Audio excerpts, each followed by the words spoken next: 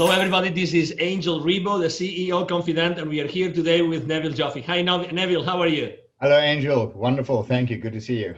Good to see you. So for everybody that maybe doesn't remember, Neville Joffe has been for the last almost 30 years, teaching financial literacy and financial principles so that the companies become aware of the financial implications of their business decisions. And we are here today to talk about some of the principles of Neville Joffe's theme, which actually he's been explaining to executives for so many years, which is what gets measured gets managed. So Neville, welcome again here. So why do you think that getting things measured to being managed is so important today? Angel, if you use a metaphor of a physician examining a patient who said, look, I'm not feeling well. I said, well, what do you mean you're not feeling well? I was not feeling well.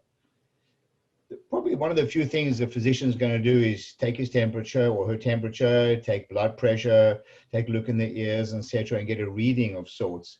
In the absence of measuring certain vital signs or metrics of the patient, this physician wouldn't even know which direction to take. So in a business, it's no different. We need to measure to manage, because people tend to examine numbers in isolation, and it is so dangerous.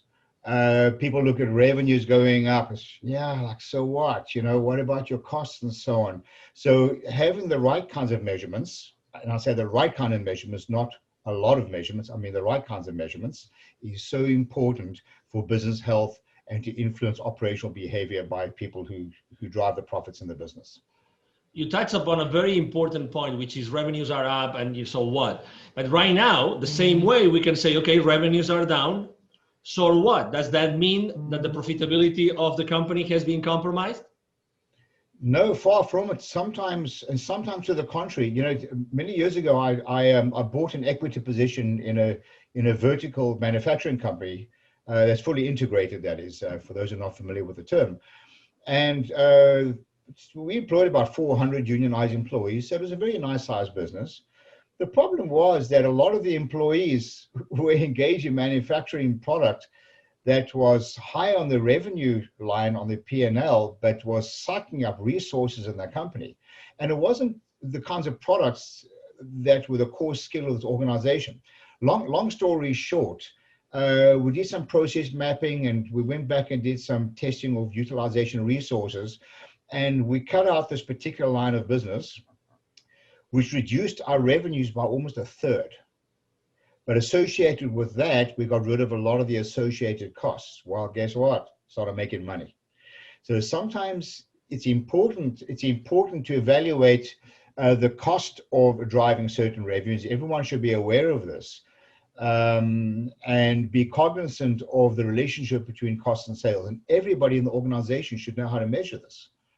Does that mean that, for instance, today, I would say most of the companies in the world are really with the revenues down compared to last year? Does that mean that if they actually took the necessary measures, they could actually still have profits and free cash flow?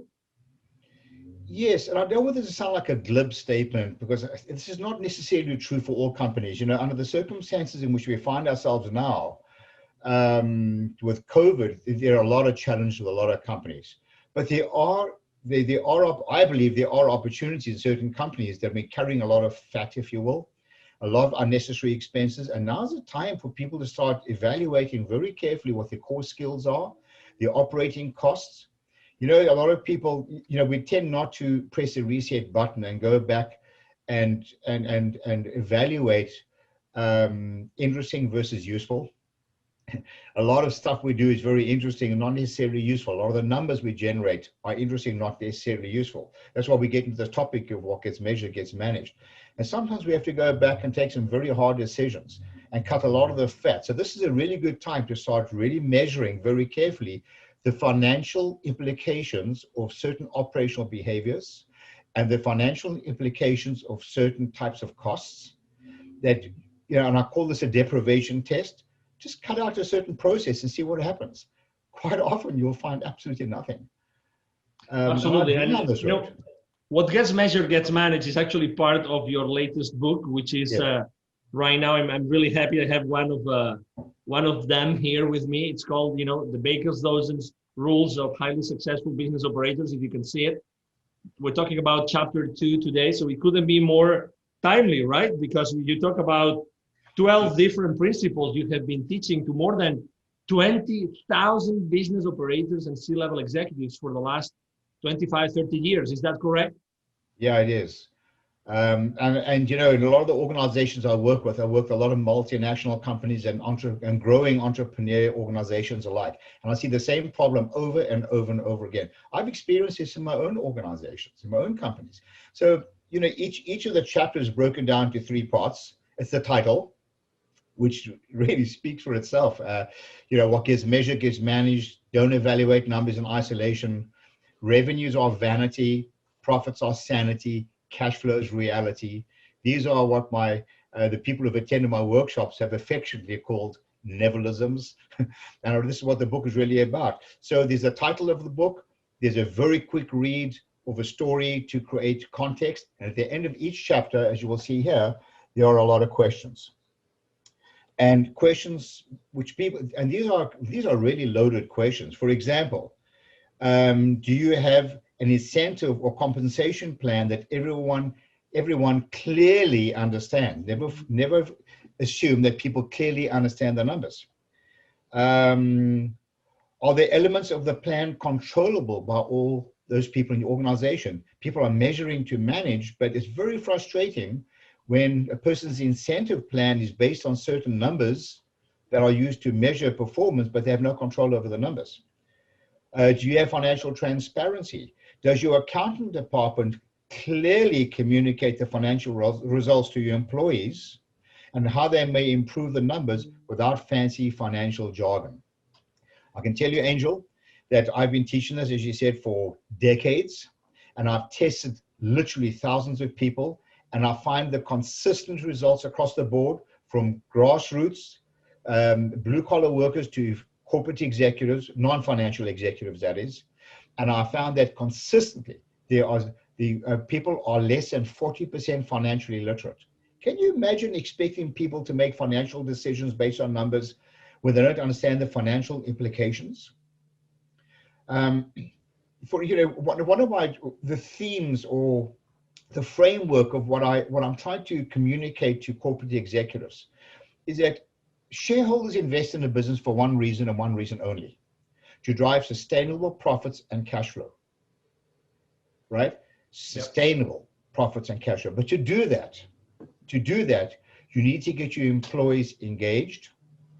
You need to educate them, and only then can you hold them accountable. Exactly.